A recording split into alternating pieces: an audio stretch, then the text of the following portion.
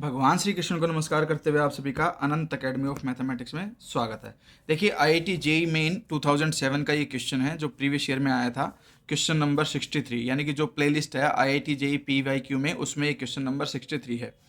अब इस क्वेश्चन में जो जो rule and regulations binomials related हैं उनको ध्यान रखना। ये कॉन्सेप्ट अच्छा है कि हमें जो वैल्यू निकालनी है, the sum of the series 20C0 minus 20C1 plus 20C2 minus 20C3 plus so on plus 20C10 is, इन चार ऑप्शन में से कोई एक ऑप्शन आएगा।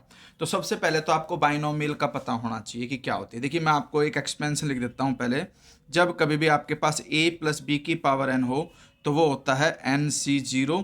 a पावर आपके पास यहाँ पर n होगी तो b पावर 0, फिर plus NC1, a power n minus 1 हो जाएगी, b पावर 1, यानी कि a की पावर डिक्रीज होती जाएगी और b की पावर इंक्रीज होती चली जाएगी। ये बाइनोमियल एक्सपेंशन का फॉर्मूला होता है एंड सो ऑन। इसी तरह से NCn a पावर 0 हो जाएगी, b पावर n, यहाँ तक है।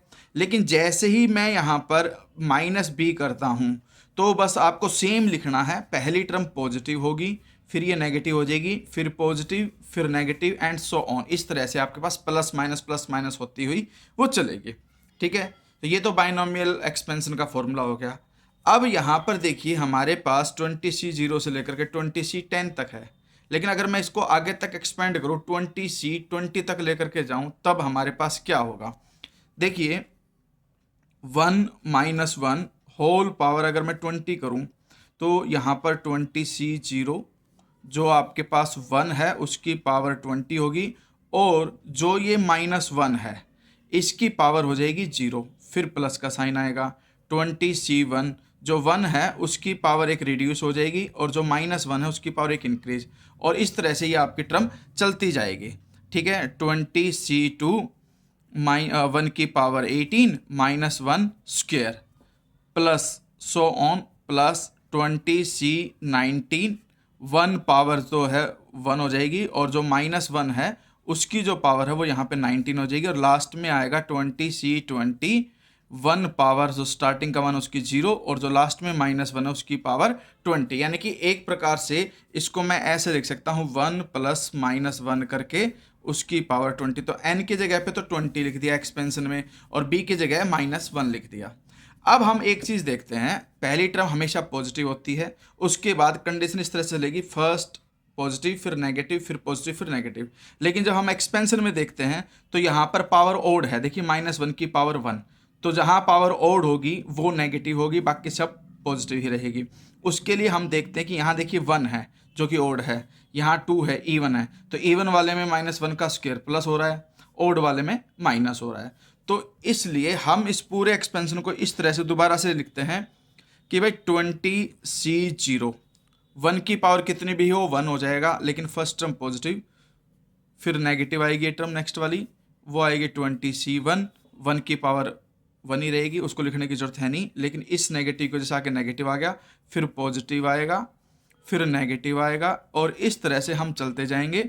और यहाँ पर देखिए अगर मैं लिखता हूँ 20C10, 10 इवन है इसीलिए मैंने यहाँ पॉजिटिव लगाया, फिर उससे अगली टर्म आएगी नेगेटिव 20C11, फिर plus 20C12 and so on करते करते लास्ट में माइनस की टर्म आएगी, क्योंकि आपके पास 20C19 है, और फिर टर्म आपके पास हो जाएगी प्लस की 20C20। ठीक है, अब जो इक्वल टू में था 1 -1 होता है 0, 0 की पावर अगर 20 है तो वो 0 ही रहेगा, यानी कि टर्म 0 हो गया। अब आपके पास एक नया फॉर्मूला और आ रहा है, और वो है आपके पास कि NCR जो होता है वो हमेशा NCn-R के इक्वल होगा। जैसे कि मान लो आपके पास 8C3 है तो मैं उसे इन दोनों का जो डिफरेंस होगा 5 उसके इक्वल लिख सकता हूँ। तो ये हमारे पास फॉर्मूला है। तो सेम वे में 20C2 है तो वो इक्वल होगा 20C18 के, 20C3 है तो वो इक्वल होगा 20C17 के, क्योंकि जो डिफरेंस होगा वो यहाँ लिख दिया जाएगा। 20C4 है तो वो इक्वल हो जाएगा 20C16 के, इस तरह से। और एक बात आपको ध्यान रखनी है, जितनी पावर होती है उससे एक टर्म एक्स्ट्रा होती है एक्सपेंशन में। अब हमारे पास यहाँ पे 1 -1 की पावर 20 थी, तो टोटल टर्म जो एक्सपेंशन में होंगी वो होंगी 21, यानी कि आपके पास जो पेयर बनेगा 20 टर्म्स का पेयर बन जाएगा। बाकी की जो आपके पास एक टर्म बचेगी वो एक्स्ट्रा होगी, और एक्स्ट्रा कौन सी होती है, वो मिडल वाली होती है। देखिए 0 से लेकर के 9 तक आपके पास फर्स्ट 10 टर्म हो गई, फिर 11 से लेकर के 20 तक फिर आपकी आपकी टोटल 10 टर्म्स हो गई। बीच में जो 20C10 है ना, वो आपकी मिडिल टर्म होती है, वो बिल्कुल अलग सेपरेट रखेंगे हम उसको। अब इसमें क्या है कि जो एक्सपेंशन था, देखिए 20C0 है, ठीक है, फिर ये 20C1, फिर यहाँ पर आपका हो गया 20C2, फिर इस तरह से ये चलता जाएगा 20C3 एंड सो ऑन। आपके पास यहाँ तक ले जाओ, -20C9 तक लेके चले जाओ, और फिर प्लस में 20C10 हमने छोड़ दिया। 10 के बाद जो 11 आएगा उसको माइनस करोगे, क्योंकि यहाँ पे और जहाँ नीचे है वो नेगेटिव टर्म है, तो 20C11। अब इस वाले फॉर्मूले से भाई 20C2 था तो 20C18 आया, तो 20C11 जो है वो आएगा 20 - 11 करके यहाँ 9, ठीक है, फिर प्लस का साइन हो जाएगा। 20C12 है तो उनका डिफरेंस क्या आएगा, 8, फिर -20C7, और इस तरह से हम चलते जाएंगे आगे तक, और लास्ट जो टर्म 20C20 है वो आपके पास प्लस में आ जाएगी 20C0, क्योंकि 20 - 20 0 होता है। तो इस वाले फॉर्मूले का हम यहाँ पर यूज कर रहे हैं। तो हमारे पास सिर्फ ये टर्म ऐसी है जो एक्स्ट्रा है, बाकी देखिए 0 एक बार आ चुकी, यहाँ आ चुकी, ठीक है, 9 ये रहा तो 9 वाली ये रही, तो एक प्रकार से यही टर्म रिपीट हो रही है सेकेंड टाइम।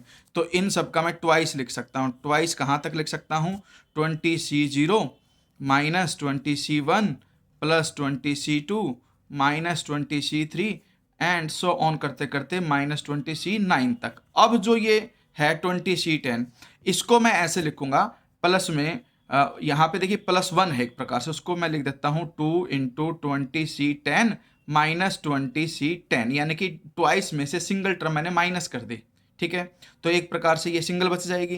तो इसी को मैंने ब्रेक करके लिखा, जैसे कि मान लो अगर यहाँ x होता तो 2x - x = x, तो एक ही x को इस फॉर्म में मैंने लिखा, और जो इक्वल टू में 0 है वो एज इट इज रहेगा।